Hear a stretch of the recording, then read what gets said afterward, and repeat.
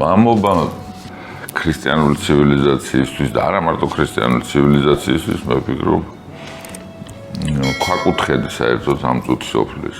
ჩემი ფორმულა ასეთი იყო, ფორმულა თუ გნებავთ რა.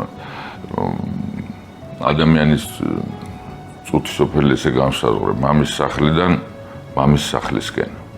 იმიტომ რომ მამის სახლიდან უნდა გახვიდე, რომ მე დაბრუნდე მამის სახლში. მე მამის სახლში აღვავლენ ლოცვას. მაინც რა არის ეს მამის სახლი? მარადიული სიძველე როცა მარადიული განცდა ახლის.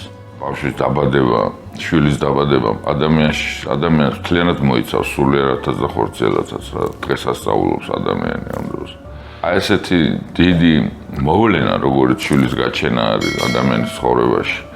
მე ვფიქრობ, მხოლოდ სიკეთისკენ ატრიალებს ადამიანს. თქვენთან ინტერვიუ გამორიცხულია იმის გარეშე, რაზეც ახლა უნდა დავსვა კითხვა. რა შეიძლება ცოტა ინტიმური კითხვა არის. გავჩვენდი. ეს მინდოდა მეთქა, რა. გრიგოლ ორბელიანი მეგონა პაპაჩემი, მამაჩემის მამა მეგონა. არ გახანს. არა, უნდა აცრეებლის უნდა აცხოვრო შენში და დღეს ასწაულის. და უბრალოდ და საინტერესოა მაშინ ეს წუთის ოფელი. ხელმოწერულ ხალხს ღმერთი უსამართლო გონიათ. რა კარგი ნათქვამია, არასოდეს არ მიფიქრია მაგაზე. ირებულები შეექმნა სამართლიანი. მე ძალიან გამეხარდება თუ